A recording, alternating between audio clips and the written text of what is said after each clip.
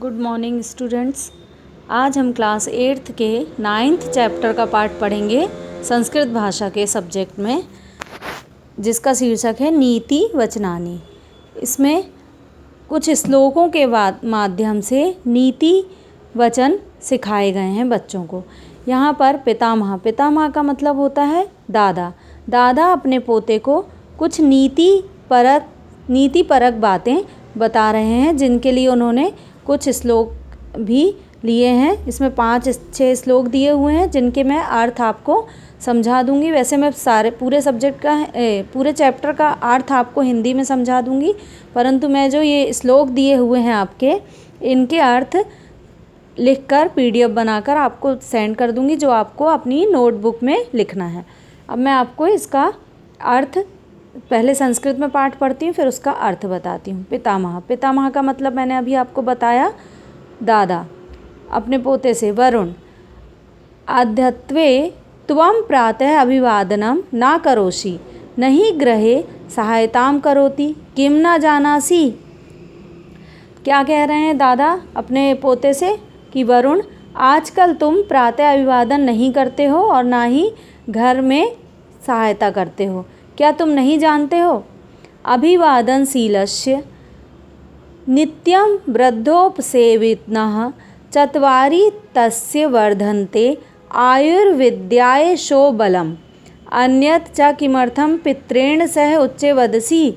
इसका अर्थ होता है, नित्य अभिवादन करने वाले के, वृद्धों अर्थात बड़ों की सेवा करने वाले के आयु, विद्या, यश और बल चारों ही बढ़ते हैं। तो क्या तुम नहीं जानते हो ये? तुम अपने पिता से उच्च मतलब जोर से क्यों बोलते हो? फिर वरुण कहता है, पितामह अयम तु केवलम स्वपक्षम पितुः समक्षे प्रस्तुतं कर्तुम इच्छामि, परम सह मम वार्तां न शृणोमि।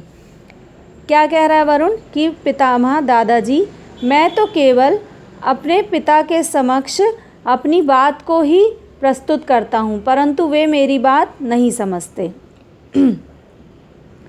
तो इसके लिए पितामह क्या कहते हैं, अहम कथयामि त्वं मधुरम किमर्थम न वदसि, मधुराः वाणी तु क्रोधम नश्यति। मैं तो तुमसे सिर्फ ये कह रहा हूँ कि तुम मीठा किस लिए नहीं बोलते हो। मीठी वाणी तो क्रोध को नष्ट करती है। ठीक है, तो इसके लिए वो एक श्लोक बताते हैं, ना तथा शीतल सलिलम च चंदन रसो ना शीतला छाया, प्रहलादयति च पुरुषम यथा मधुर भाषिणी वाणी। इसका अर्थ है, जैसे मीठी वाणी मनुष्य के मन को प्रसन्न करती है, वैसे ना ठंडा पानी, ना चंदन का रस और ना ही शीतल छाया मनुष्य को प्रसन्नता देती है। यदि त्वं कटु वदिष्यति तहि मित्राणि अपि तव समीपे न आगमिष्यन्ति। तो क्या कहते हैं, अगर तुम ऐसे ही कड़वा बोलते रहोगे तो तुम्हारे मित्र तुम्हारे पास नहीं आएंगे। फिर इसके लिए वो एक श्लोक बोलते हैं, वाणी रसवती यस्य श्रमवती क्रिया, लक्ष्मी दानवती यस्य सफलम तस्य जीवितम। कौन सा? जिसकी वाणी रसयुक्त मीठी है, जिसकी क्रियाएं परिश्रम युक्त हैं, जिसकी लक्ष्मी धन दान देने के लिए है, उसका जीवन ही सफल है। फिर क्या बोलता है, फिर वरुण ने क्या कहा, तात क्षमस्व, अहम तवाज्ञा पालयामि, मधुरम च वदिष्यामि, मया परीक्षायां न्यूनाः अंकाः प्राप्ताः, अतः पितामहं क्रुध्यति। तात क्षमा कीजिए, मैं आपकी आज्ञा का पालन करूँगा और मीठा बोलूँगा। मेरे परीक्षा में कम अंक आए हैं, इसलिए मेरे पिताजी मुझसे नाराज़ हैं या गुस्सा थे। पितामह क्या कहते हैं, तहि आलस्यम त्यक्त्वा परिश्रमं कुरु, विद्याहीनः तु पशुरिव भवति। तो क्या कहते हैं पितामह, तुम आलस को छोड़कर परिश्रम करो, विद्याहीन तो पशु के समान होते हैं। इसके लिए उन्होंने फिर से एक श्लोक बोला, साहित्य संगीत कला विहीनः साक्षात् पशु पुच्छविषाणहीनः तृणं न खादन्नपि जीवमानः तद भागधेयं परमं पशूनाम। इसका अर्थ है साहित्य, संगीत और कला से विहीन मनुष्य बिना पूँछ और सींग के साक्षात पशु के समान है। वह घास ना खाते हुए भी जीवित रहता है। यह पशुओं का परम सौभाग्य है। फिर इसके बाद उन्होंने क्या कहा, अहम जानामि यत् त्वं कुसंगतिम अपि पतितः तव मित्राणि सज्जनाः न सन्ति। अस्मिन् संसारे सत्संगतिः एव उन्नतिकारकः भवति। तो क्या कहते हैं कि मैं जानता हूँ कि तुम्हारे मित्र क्या हैं, मैं जानता हूँ कि तुम बहुत बुरी संगत में पड़ गए हो, तुम्हारे मित्र भी सज्जन नहीं हैं। इस संसार में केवल सत्संगति ही उन्नति दिलाने वाली होती है।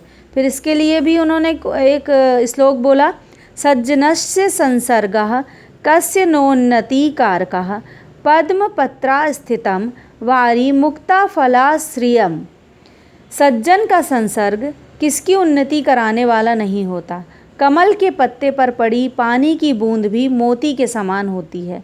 अर्थात जैसे कमल के पत्ते पर पानी की बूंद होती है, मोती का अभ्यास देती है, वैसे ही सज्जन व्यक्ति की संगति से ही मनुष्य को उन्नति के अवसर प्राप्त होते हैं। इसलिए हमें हमेशा अच्छी संगति ही करनी चाहिए और अच्छे लोगों का ही साथ करना चाहिए। फिर क्या कहा पितामह, अहम अधुना परिश्रमं करिष्यामि कक्षायां च प्रथमं स्थानं प्राप्स्यामि। साधु एवं एव कर्तव्यं प्रयत्नः एव सफलतायाः सूत्रः अपि च। तो क्या कहा उसने, वरुण ने क्या कहा, पितामह मैं अब परिश्रम करूँगा और कक्षा में प्रथम स्थान प्राप्त करूँगा। ठीक है, इस प्रकार ही करना चाहिए, पितामह ने कहा। प्रयत्न ही सफलता का सूत्र भी होता है। फिर इसके बाद उन्होंने एक और श्लोक कहा, गते शोको न कर्तव्यो भविष्यं नैव चिंतयेत वर्तमानेन कालेन वर्तयन्ति विचक्षणाः। इसका अर्थ है बीते हुए पर शोक अर्थात दुख नहीं करना चाहिए, भविष्य की चिंता नहीं करनी चाहिए। चतुर लोग वर्तमान समय को ही चुनते हैं। कहने का तात्पर्य है कि वर्तमान में क्या करना है इस पर ही ध्यान देते हैं, भूत और भविष्य की चिंता नहीं करते। मतलब जो बुद्धिमान मनुष्य होते हैं वे वर्तमान पर ही विश्वास करते हैं, भूत और भविष्य की चिंता लेकर नहीं बैठ जाते। तो बच्चों, यहाँ पर आपने कुछ नीति वचन सुने जो दादाजी अपने पोते को समझा रहे थे कि बड़ों से कैसी बात करना चाहिए, हमारा आचरण कैसा होना चाहिए और हमें विद्या प्राप्त करनी चाहिए और कड़ी मेहनत से अच्छे अंक प्राप्त करने चाहिए और अपनी संगत अच्छी रखना चाहिए।